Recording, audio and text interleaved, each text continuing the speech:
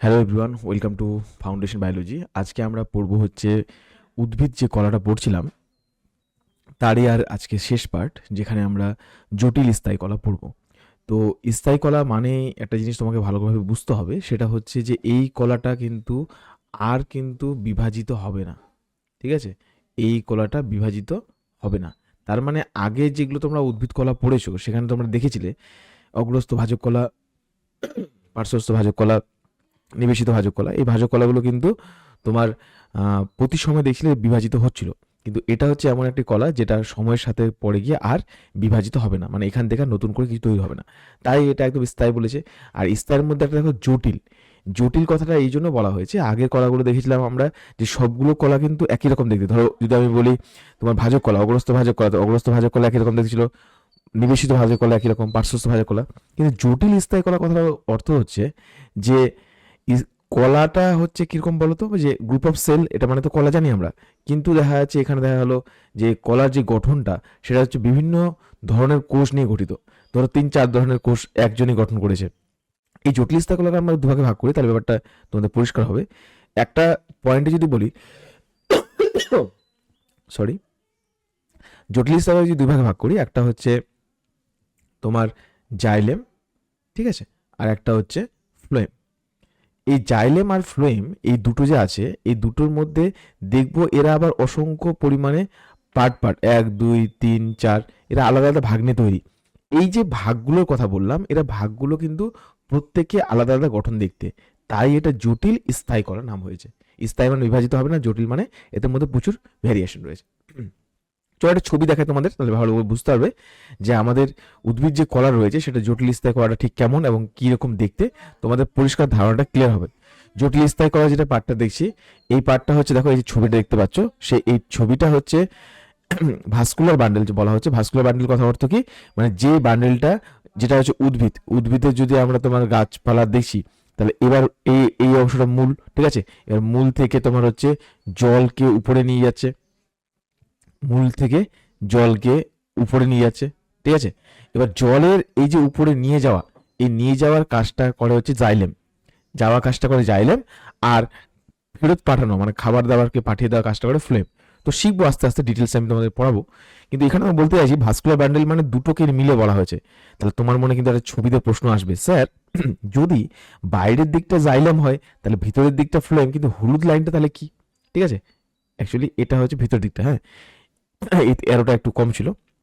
তাহলে বাইরের দিকটা জাইলেম আর ভিতরের দিকটা ফ্লোয়েম, তাহলে ভিতরে মাঝখানে এরোটা কি? এটা হচ্ছে ক্যাম্বিয়াম। নামটা শিখবো আমরা এখন, ঠিক আছে। তাহলে একটা গাছের মধ্যে যদি কাটি, তাহলে এইভাবে বাইরের দিকে জাইলেম থাকে, ভিতর দিকে ফ্লোয়েম অংশটা থাকে। এবার এখানে লক্ষ্য করে দেখো, জাইলেম বেসিক্যালি কি বোঝালাম তোমাকে, জলকে উপরের দিকে নিয়ে যায়। তো জলকে কোথায় নিয়ে যায়? তোমরা প্রত্যেকে এর আগেও পড়েছো যে গাছের যে পাতা, এই পাতাতে মাটি থেকে কি যায়? জল যায়। আর পাতা বাতাস থেকে কি শোষণ করে? কার্বন ডাইঅক্সাইড শোষণ করে। এটা কি? সানলাইট, ঠিক আছে। তাহলে সূর্যালোক, জল, CO2, H2O, ঠিক আছে, সানলাইট, আর একটা হচ্ছে ক্লোরোফিল। এটা মিলে কি তৈরি হয়? C6H12O6, মানে গ্লুকোজ তৈরি হয়। তাহলে জাইলেম শুধুমাত্র কি নিয়ে যায়? জল নিয়ে যায়। তাহলে এখানে তোমাদের পরীক্ষার প্রশ্ন আসে, সেটা হচ্ছে জাইলেম কি উভমুখী না একমুখী? তাহলে দেখো তীর চিহ্নটা কি দেখতে পাচ্ছ? একমুখী। ডান দিকে ছবিটা দেখো, এটা হচ্ছে ফ্লোয়েমের, তাহলে মাঝখানে কি শিখালাম? ক্যাম্বিয়াম। যে ছবিটা তোমাদের আগে বোঝালাম যে জাইলেম ফ্লোয়েম, মাঝে ক্যাম্বিয়াম। দেখো ভালো করে, জাইলেম ফ্লোয়েম, মাঝখানে কি আছে? ক্যাম্বিয়াম। এবারে লক্ষ্য করে দেখো, এই যে ফ্লোয়েম ভেসেল যেটা, এইটা কিন্তু তীর চিহ্নটা দুই দিকে আছে, মানে একটা যাচ্ছে উপরে, একটা নামছে নিচে। তার মানে এরা কিন্তু দুই দিক দিয়ে যেতে পারে। পরীক্ষা এখান থেকে প্রশ্ন হয় যে ফ্লোয়েম কিভাবে পরিবহন করে, একমুখী, দ্বিমুখী, উভমুখী, বা কোনোটি নয়, এরকম একটা অপশন থাকলো। তাহলে সবসময় মনে রাখবে ফ্লোয়েম কিন্তু উভমুখী যায়, আর জাইলেম সেটা হচ্ছে একমুখী। নেক্সট প্রশ্ন লক্ষ্য করে দেখো, এখানে পয়েন্টটা, প্রশ্ন কেন বলছি পয়েন্টটা, সেটা হচ্ছে এই গাছটার এই ছবিটা আমি তোমাদের বোঝানোর চেষ্টা করেছি। এই যে জল সবকিছু নিচ্ছে, নেওয়ার ফলে জাইলেম কি উপরের দিকে নিয়ে যাচ্ছে। এখানে একটা কথা দেখা যাবে, ওয়ান ওয়ে ফ্লো, মানে একটা দিকে একমুখে যায়। কি নিয়ে যায়? জল আর মিনারেলস নিয়ে যায়, ঠিক আছে। এখানে দেখো যে একটা দেওয়ালের সাথে একটা কোনো বাধা নেই, কিন্তু এখানে দেখো এই পার্টটা বাধা আছে। তার মানে এই দেওয়াল থেকে এই দেওয়ালে, মানে এই পাইপটার যদি দেওয়াল হয়, ধরে নিচ্ছি দেওয়াল বলতে এটা কথা বলছি আর কি, এখানে অনেক অসংখ্য ক্ষুদ্র ক্ষুদ্র ছিদ্র রয়েছে, এই ছিদ্রগুলোর মধ্যে দিয়েই কিন্তু যাচ্ছে, কথা বোঝা গেল? এই ছিদ্রগুলোর মধ্যে দিয়ে যাচ্ছে, আসলে সব দিক দিয়ে যেতে পারবে না। ধরো এখানে জল ভর্তি হয়ে গেছে ঠিকই, বা খাবারটা ভর্তি হয়ে গেছে, যাবে একমাত্র ওই ছিদ্র দিয়ে। দেখো চালুনির মতো ছিদ্র আছে। পরীক্ষার জন্য খুবই ইম্পর্টেন্ট, স্যারদের পছন্দের প্রশ্ন, টু ওয়ে ফ্লো, এটা কিন্তু খুবই জিজ্ঞাসা করে যে টু ওয়ে ফ্লোতে হয় না সিঙ্গেল ওয়ে ফ্লোতে, এটা সবসময় মনে রাখবে টু ওয়ে ফ্লো। আশা করি এইটুকু বুঝতে পেরেছো। এবার দেখো জটিল স্তরে দুই ভাগে ভাগ করছি, আমি তোমাদের কিছুক্ষণ আগে বললাম, একটা হচ্ছে জাইলেম, একটা হচ্ছে ফ্লোয়েম। নেক্সট দেখো জটিল স্তর কলা আকার ও গঠন আলাদা হওয়া সত্ত্বেও, যেটা আমি তোমাদের কিছুক্ষণ আগে বলেছিলাম, আকার ও গঠন আলাদা হওয়া সত্ত্বেও একই কার্য সম্পাদনকারী একই উৎস থেকে সৃষ্টি কোষ সমষ্টিকে গঠিত স্থায়ী কলা, একে জটিল স্থায়ী কলা বলা হয়। জটিল স্থায়ী কলা দুই প্রকারের, একটা হচ্ছে জাইলেম, একটা হচ্ছে ফ্লোয়েম। ভালোভাবে মনে থাকবে, একটা হচ্ছে জাইলেম আর একটা হচ্ছে ফ্লোয়েম। নেক্সট লক্ষ্য করে দেখো কি বলা হয়েছে, জাইলেম। জাইলেম হচ্ছে অবস্থান একবীজপত্রী ও দ্বিবীজপত্রী উদ্ভিদের নালিকা বান্ডিলে অবস্থান করে।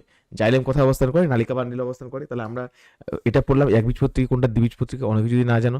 ধরো এটা যদি আমি চাল ধরি, চাল, ঠিক আছে, মানে ধান থেকে তৈরি হয়েছে, ধানের এটা খোসা, উপরের দিকটার অংশটা, এটা চাল। এখন তোমাকে যদি আমি বলি ছোলা, ছোলাতে তুমি কি দেখবে বলো তো? তুমি দেখবে স্যার ছোলাতে আমি দেখছি দুটো পার্ট, তার মানে এটা দ্বিবীজ আর এটা হচ্ছে কি এক বীজ। এটা তোমাকে মনে রাখতে হবে, ঠিক আছে? একটা হচ্ছে দ্বিবীজ, একটা হচ্ছে এক বীজ। উপাদান কি? ট্র্যাকিড, ট্র্যাকিয়া, জাইলেম তন্তু, জাইলেম প্যারেনকাইমা। ট্র্যাকিড, ট্র্যাকিয়া, জাইলেম তন্তু, জাইলেম প্যারেনকাইমা, এগুলো হচ্ছে জাইলেম করার ভাগ। এক এক করে ছবি দেখি তাহলে ভালো বুঝতে পারবে। প্রথমটা দেখো ট্র্যাকিডের ছবিটা। ট্র্যাকিডে একটা পোরাস, মানে এরকম ছিদ্র সুচালো মুখ, ঠিক আছে, ভেসেলটা গোলাকার, আর জাইলেম প্যারেনকাইমা একটু চৌকাকার হয়, ঠিক আছে। আর এই ক্ষেত্রে দেখো দুটোর মধ্যে পার্থক্য দেখো, ট্র্যাকিড আর ফাইবারের মধ্যে, ফাইবারটা কিন্তু একসময় সবসময় মৃত, ঠিক আছে। এইখানে দেখো জাইলেমের মধ্যে চারটে যে ভাগ আছে, চারটের মধ্যে এখানে দেখো আলাদা আলাদা পার্ট করে প্রশ্ন দেয়, এমসিকিউ করাবো তোমাকে কিছুক্ষণ পরে, দেখবে যে জাইলেমের মধ্যে যে এই ভাগগুলো ট্র্যাকিড, ভেসিকেল, জাইলেম প্যারেনকাইমা, ফাইবার, এদের মধ্যে কোনটা জীবিত কোনটা মৃত পরীক্ষা আসে। ট্র্যাকিড দিয়ে লম্বা মৃত সরু প্রান্তযুক্ত কোষ দ্বারা, ঠিক আছে, কোষ দ্বারা এরা কি হচ্ছে গঠিত, এটুকু ফরম্যাট হবে, কোষ দ্বারা গঠিত হচ্ছে। নেক্সট করে ট্র্যাকিয়া কি? নলাকার প্রান্তবিহীন মৃত কোষ দ্বারা গঠিত, ব্যতিক্রম উদ্ভিদে অনুপস্থিত। ব্যতিক্রমী উদ্ভিদে অনুপস্থিত মানে যে কিছু কিছু ক্ষেত্রে দেখা যায়। ছবিটা লক্ষ্য করে দেখো, এই পার্টটা পেলা, ঠিক আছে, যেটা হচ্ছে জাইলেম বাহিকা। নেক্সট লক্ষ্য করে দেখো কি বলে, জাইলেম তন্তু, জাইলেম কলায় অবস্থিত মৃত স্ক্লেনকাইমা তন্তু। স্ক্লেনকাইমা অলরেডি আমরা পড়েছি, যেটাকে বলে জাইলেম তন্তু বা জাইলেম ফাইবার। আর লাস্ট হচ্ছে প্যারেনকাইমা, সজীব পাতলা কোষ প্রাচীর বিশিষ্ট প্যারেনকাইমা কোষ দ্বারা গঠিত, কোষগুলি লিপিড শেষের ট্যানিন সঞ্চয় থাকে। যেটুকু পার্ট লেখা আছে এইটুকুই পড়বে, এর বাইরে পড়তে যেও না, ঠিক আছে। আমি তোমাদের বারবার বলছি সংক্ষিপ্ত পড়াশোনা করো, কিন্তু মাল্টিপল টাইম রিভিশন দাও, ঠিক আছে। মূলরোমের সাহায্যে জল শোষণ করে মিশ্রিত খনিজ লবণ জাইলেম বাহিকার মাধ্যমে ঊর্ধ্বমুখে বাহিত হয়, মানে পাতায় পৌঁছে যায়। এবারে নেক্সট যে ছবিটা দেখবো আমরা সেটা হচ্ছে ফ্লোয়েম। ফ্লোয়েমের অলরেডি তোমাদের আমি ছবি দেখিয়েছিলাম, মনে করে দেখো, বাইরের দিকে জাইলেম, মাঝখানে ক্যাম্বিয়াম, আর ভিতরের দিকে কি ছিল, এই যে ফ্লোয়েম ভেসিকেল। ফ্লোয়েম ভেসিকেল কি উভমুখী, আমি তোমাদের এটা পড়িয়েছি। তাহলে এর সম্পর্কে আমরা এখন ডিটেলস পড়বো, যে দেখবো এর অনেকগুলো ভাগ আছে। কি কি দেখো, phloem, parenchyma, companion cell, tube cell, sieve plate. এখানে একটা জিনিস কনসেপ্ট বুঝতে হবে, তাহলে দেখবে জলের মতো সহজ। কেন জলের মতো সহজ? প্রথমে দেখো সিপ টিউব। সিপ টিউবটা দেখো কিভাবে কাজ করেছে। ধরো এটা একটা চালুনি, ঠিক আছে, ছাঁকনি বা চালুনি, ছিদ্র, আর ছিদ্র দিয়ে এরকম করে ধরো সুতোর মতো অংশ ঝুলছে, ঠিক আছে, একটা জায়গায় বাঁধা। আবার এরা আলাদা আলাদা হয়ে আছে। আবার এখানে একটা চালুনি, এখানে ছিদ্র আছে, এখানে ছিদ্র আছে, এখানে ছিদ্র। তার মানে কোনো কিছু এখানে আসলো, খুবই দ্রুত নিচে নামবে এই ছিদ্রটা দিয়ে, এখানে খুব দ্রুত, ঠিক আছে।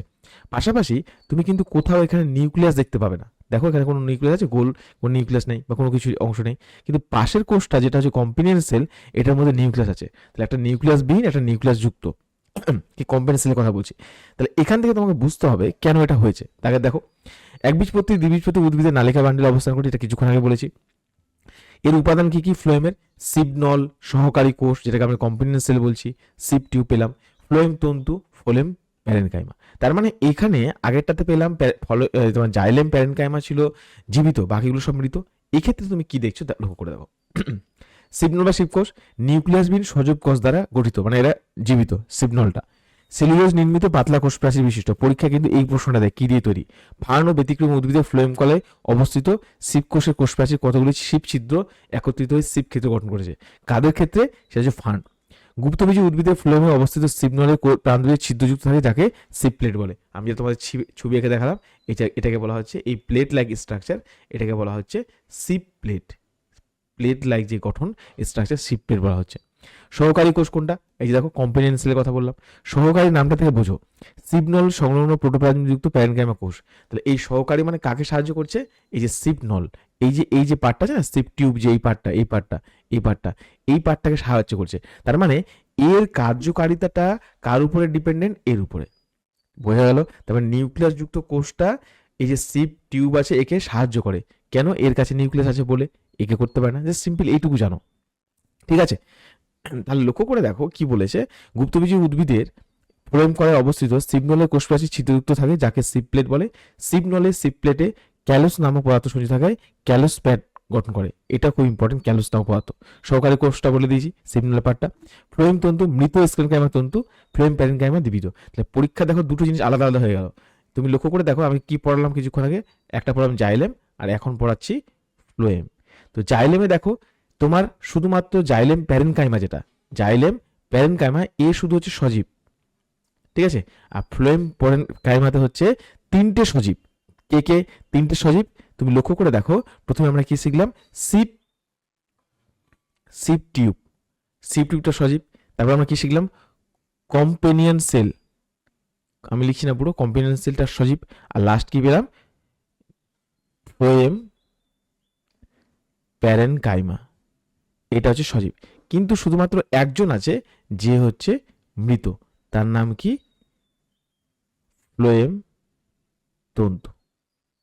কথা বোঝা গেল? তাহলে ফ্লোয়েম তন্তু পরীক্ষা কিন্তু প্রশ্ন তোমাকে দিলে এখান থেকে দিবে, ভীষণ ইম্পর্টেন্ট, ভীষণভাবে। মৃত স্ক্লেনকাইমা তন্তুযুক্ত বাস্তুতন্তু, ঠিক আছে? পরীক্ষা আসে বাস্তুতন্তু কে তৈরি করে? তাহলে ফ্লোয়েমের মধ্যে গঠিত হচ্ছে। এবার নেক্সট দেখো কি বলেছে, উদ্ভিদের পাতায় উৎপন্ন শর্করা জাতীয় খাদ্য ফ্লোয়েমের মাধ্যমে বিভিন্ন অংশে বাহিত হয়। তোমাকে এখানে ইন্টারেস্টিং একটা জিনিস বলে রাখি, এটা পরীক্ষাও খুব ইম্পর্টেন্ট, এই জায়গাটা বোঝো কনসেপ্টটা কেন এটা ইম্পর্টেন্ট। এটা একটা গাছ, ধরো এই খাবার বানাচ্ছে, কি বানাচ্ছে? গ্লুকোজ বানালো, ঠিক আছে? পাতায় তৈরি হলো। কিন্তু যখন এটা বাহিত হবে, মানে উদ্ভিদ দেহে যখন বাহিত হবে, আমি কথাটা একটা লিখছি, যখন উদ্ভিদ দেহে এটা বাহিত হবে এই গ্লুকোজটা, তখন যেটা হিসেবে বাহিত হবে তার নাম হচ্ছে সুক্রোজ, ঠিক আছে? পরীক্ষা এটা কিন্তু প্রশ্ন দেয়। এটা হচ্ছে গ্লুকোজ আর এটা হচ্ছে সুক্রোজ, এইটুকু পয়েন্ট মনে রেখো। নেক্সট লক্ষ্য করে দেখো, একটা ছবিটা দেখে দিই। এই যে প্লেটটা দেখো, সিপ প্লেট, ঠিক আছে? সিপ টিউব, কম্পোনেন্ট সেল যেটা বোঝালাম। জাইলেমের মাধ্যমে জল যাচ্ছে, ফ্লোমের মাধ্যমে কিছু উভমুখী ট্রান্সপোর্ট হবে, ঠিক আছে? এটা বুঝিয়েছি এর আগে, ওই জন্য আমি আলাদা করে এখানে ছবিটাকে প্রেজেন্ট করছি না, ঠিক আছে? এই পার্টগুলো মনে রেখো। যাই হোক, চলে আসছে এবার প্রশ্ন, আমাদের টপিক শেষ। কি বলে দেখো, জাইলেম ও ফ্লোয়েম কোন ধরনের কলার উদাহরণ? এটা হচ্ছে কি পেলাম? জটিল স্থায়ী কলা। তাহলে অপশন সি হচ্ছে রাইট আনসার। আমি করে দেবো না, আমি জাস্ট একটা বলে দিলাম, বাকিগুলো তোমরা নিজে করবে। হ্যাঁ, স্ক্রিনশট নিয়ে খাতা লিখবে। টপিক যেহেতু শেষ হলো, যেখানে টপিকটা বুঝলে সেই টপিকের শেষে কিন্তু এগুলোকে যুক্ত করে নিও। আমার কথা একটা সিম্পল, যে তুমি কম পড়ো কিন্তু বারবার পড়ো। আর টপিকগুলো শেষে যুক্ত করলে কি হয় বলো তো, তোমার টপিকটা একবার কনসেপ্টটা ক্লিয়ার হয়ে যাচ্ছে, আর সেই সংক্রান্ত এমসিকিউগুলো পাচ্ছ। এবার এখানে আমি উত্তর করে দিইনি, আগেরগুলো তো উত্তর করে দিয়েছিলাম, এখানে উত্তর করে দিব না। দেখো নিজে থেকে পারছো কিনা, যদি না পারো তারপর তো আমি আছি, আমাকে বলবে, ঠিক আছে? এখানে মোট তোমাদের 10টা প্রশ্ন রাখা হয়েছে। তাহলে এই পার্টটা। আর লাস্ট প্রশ্ন কি ছিল আমি দেখি, লাস্ট কোশ্চেনটা, ট্র্যাকিড ও ট্র্যাকিয়া কোন কলার প্রধান উপাদান? ট্র্যাকিড আর ট্র্যাকিয়া, ঠিক আছে? এটা অলরেডি বুঝতে পারছো, পাইলে আমি বলবো না, নিয়ে করবে। তো যাই হোক, আজ এই পর্যন্ত ক্লাস আমাদের ফাইনালি কমপ্লিট হয়ে গেল উদ্ভিদ কলা। এরপরে আমরা প্রাণী কলা শুরু করব, এবং ওই ভিডিওগুলো একদম আলাদা ধরনের আসবে, তোমরা দারুণ এনজয় করতে পারবে, এবং ভিডিওগুলো রেকর্ডেড ফর্মে আসবে, হয়তো লাইভ পাবে না, কারণ আমি তোমাদের চাইছি দারুণভাবে শেখাতে জিনিসগুলো, ঠিক আছে? তো জিনিসগুলো দেখবে, তোমাদের আশা করি খুব ভালো লাগবে, কিন্তু যেটুকু ক্লাস হলো এটাকে একদম ভালোভাবে রিভিশন দাও। আজকে এই পর্যন্ত, থ্যাংক ইউ সো মাচ।